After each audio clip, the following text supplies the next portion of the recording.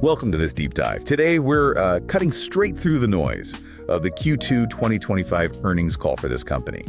We want to get you the insights that really matter. And the narrative here, well, it's got immediate tension, almost, theatrical. You've got management delivering, frankly, spectacular margin execution, huge bottom line beat, raised profit outlook for the year. But then... Exactly. Then you have the other side. They stumbled pretty hard, actually, on the top line, missed their own revenue guidance. And the market reacted, well, not kindly. It really is that classic execution paradox, isn't it? And the market's verdict. Swift.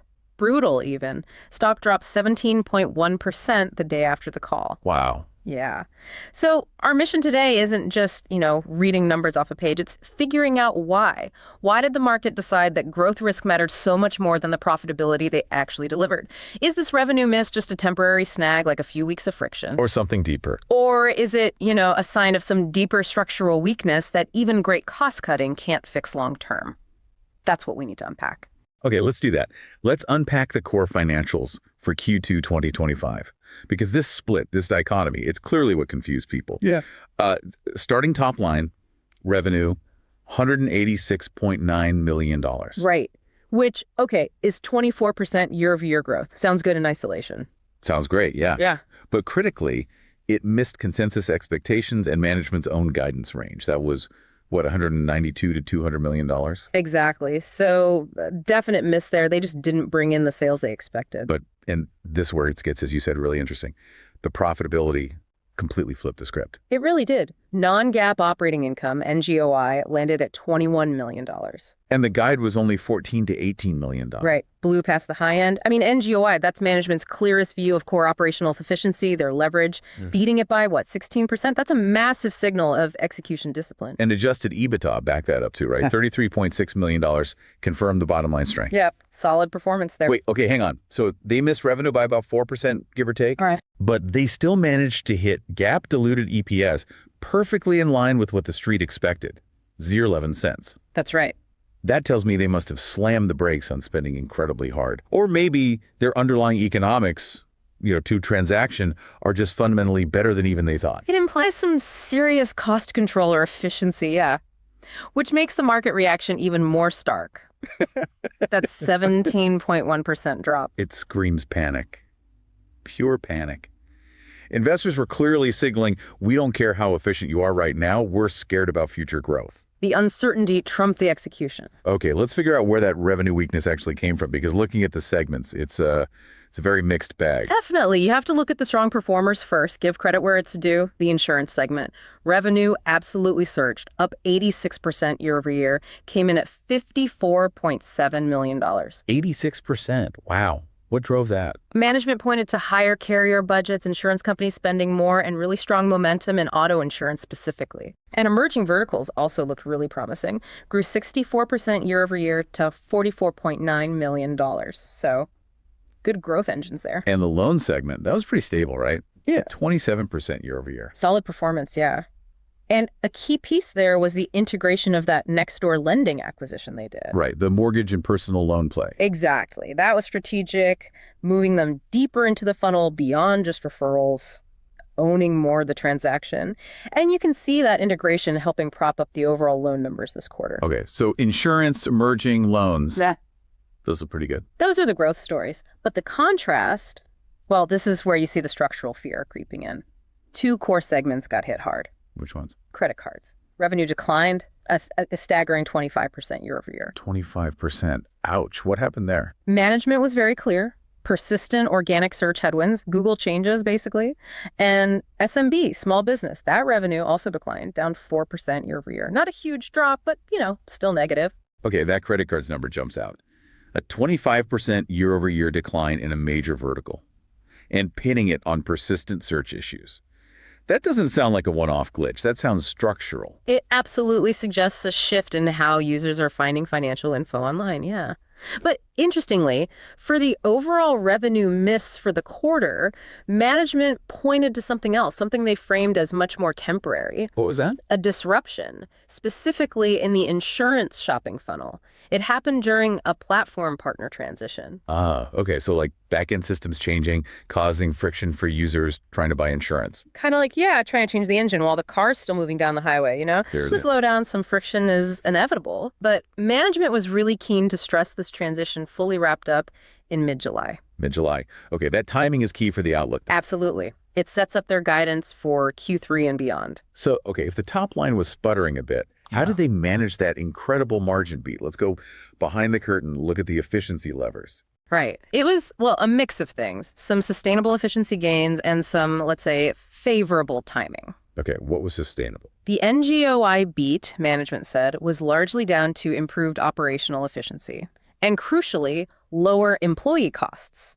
That came from the restructuring they did back in Q3 of 24. Ah, so the cost cuts they made earlier are really flowing through now. Exactly. They cut the fat, and they realized those savings this quarter, that's structural improvement. Yeah, the timing part. Well, they noted a big drop in brand spend this quarter compared to Q1. Ah, okay. But not cutting overall spend, just shifting it. Precisely. They pulled a lot of their full-year brand investment, especially that big national campaign, into Q1. Why? To hit the Super Bowl visibility. Makes sense. So Q2 just naturally had a lower expense base because of that front-loading. It helped the margin this specific quarter. Got it. What's really fascinating here, though, is how this all ties into their strategy.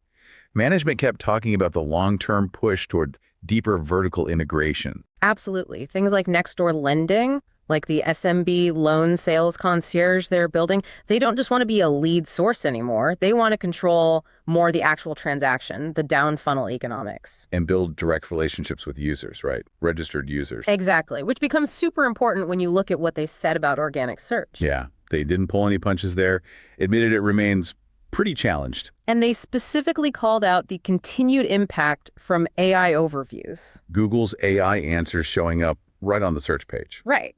And this is the mechanism hammering that credit card segment. Users search for, learn content like best travel rewards card. Google's AI gives them a summary right there. They get their basic questions answered without clicking through to the company site. Fewer clicks, fewer potential customers entering their funnel. There are fewer top-of-funnel clicks, exactly.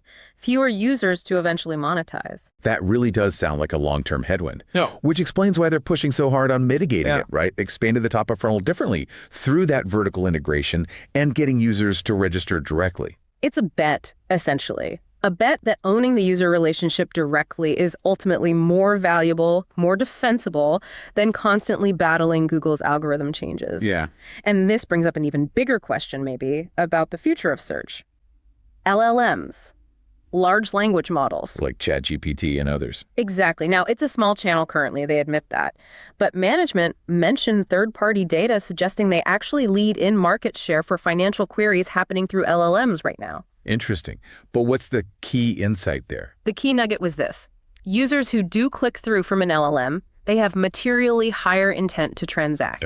Why? Why higher intent? Think about it. The AI, the LLM, it's already done the initial work for the user. They've likely asked preliminary questions, pros and cons of this loan, what are the fees, and the LLM synthesized it. So by the time they click the link the LLM provides. They're already educated, they're highly qualified, they're much closer to actually doing something like applying for the card or the loan. Yeah. It shifts acquisition away from those low intent, just browsing clicks. Towards high intent, pre-qualified buyers. If that channel scales, that could be huge. It could fundamentally change the game. Okay, let's ground this back in the actual guidance they gave because it perfectly reflects this split thinking, right? Yeah. Cautious on revenue, super confident on margins. Exactly. Q3 2025 revenue guide, $189 million to $197 million. Which is basically flat year over year, only about 1% growth at the midpoint. Pretty much. And they explicitly said this factors in two things. One, that insurance platform normalization wasn't fully done until mid-July, so Q3 still feels some impact. And two, the expectation that those credit card search headwinds will continue. Okay, so managing expectations on the top line. Here's the confidence signal. Yeah. The full year 2025 profit guide, that got raised. GAAP operating income now guided $38 to $48 million. And NGOI raised significantly, now $71 to $79 million.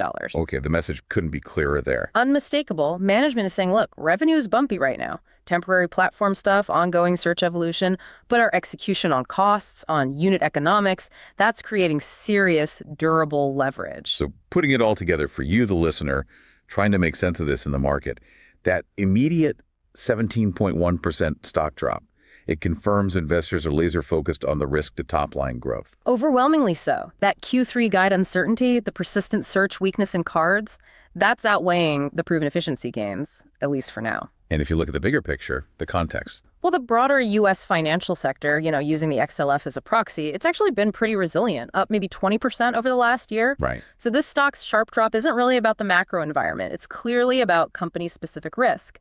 Idiosyncratic risk tied directly to their execution, the platform transition, and that strategic pivot away from traditional search. The market seems worried the pivot isn't happening fast enough, maybe, before the old search channel decays too much. That seems to be the fear baked into the price now, yeah. One last point before we move on. Capital allocation. Management talked about that. They did. Emphasized their strong balance sheet, good free cash flow, and highlighted two key uses for that cash. Bolt-on M&A specifically, things that accelerate that vertical integration strategy. Buying more capabilities, like next-door lending. Exactly. And opportunistic share buybacks. So they feel they have the financial firepower to play offense, even while navigating this messy revenue period. Okay, let's shift gears then. Time for our segment for the investment committee. And the usual disclaimer first. This is purely a tactical pitch, an idea based only on the public earnings call info. Absolutely not financial advice. Do your own homework. Right. So if we actually believe the market may be overreacted here, maybe focused too much on the near-term noise, well, then that creates a potential tactical opening. Okay, what's the thesis? The outrageous but plausible pitch. The pitch is basically this. The market is severely over-discounting the Q2 revenue miss, which management framed as partly temporary. It's focusing too much on the ongoing search friction, understandable, but maybe ignoring two key facts. Which are? One, the confirmed structural margin improvement, shown by that raised NGOI guide, and two, the successful completion of that insurance funnel migration back in mid-July, which should stabilize things going forward. Okay, so the trade is really a bet on timing. Betting that the insurance normalization kicks in soon, maybe helps stabilize Q4 revenue, and that this happens alongside that already proven runway for NGOI expansion. Precisely. It's connecting those dots. So what's the specific move we'd pitch? Let's hear it. We'd recommend implementing what's called a barbell option strategy. Okay, barbell, two ends. Exactly. On one end, we simultaneously buy long-dated, deep-in-the-money call options, let's say targeting the January 2026 expiry. Okay, why deep in the money, long dated? To maximize upside exposure to the long-term story. Those raised full-year NGOI targets, the potential success of vertical integration over time. That's the optimistic long view. Got it. And the other end of the barbell. To fund this long-term bet, we simultaneously sell short-term, out-of-the-money call spreads, maybe targeting the October 2025 expiry, closer in. Selling options to bring in cash now. Right. This generates an immediate credit. It essentially monetizes the expected near-term volatility and the potential downward pressure from that cautious Q3 revenue guide everyone's worried about. So the structure lets you potentially withstand near-term disappointment on revenue. While still keeping significant exposure to the upside, if the margin expansion and long-term strategy play out, it balances the near-term risk with the long-term opportunity profile shown in the call. Okay, that's the pitch. A tactical way to play the divergence between revenue fears and profitability reality. That's the idea. So wrapping this up, the core tension we really wanted to pull out for you today from this Q2 call was precisely that trade-off. You had near-term top-line friction, yes, driven by that temporary platform shift and those accelerating, maybe more structural search headwinds. Butting right up against incredibly powerful, proven bottom-line execution and efficiency gains. Yeah. And that friction versus execution dynamic leads us to, I guess, a final provocative thought for you, the listener, to chew on. Okay. If large language models, the LLMs we talked about, if they do successfully become a significant high-intent acquisition channel like the company suggests, does that fundamentally change the long-term value equation? How so? Well, does it make acquiring and retaining those registered users and accelerating that vertical integration even more valuable than we think? If the AI world ends up sending only highly qualified, high-value clicks, It may be the current pain from losing low-intent search traffic.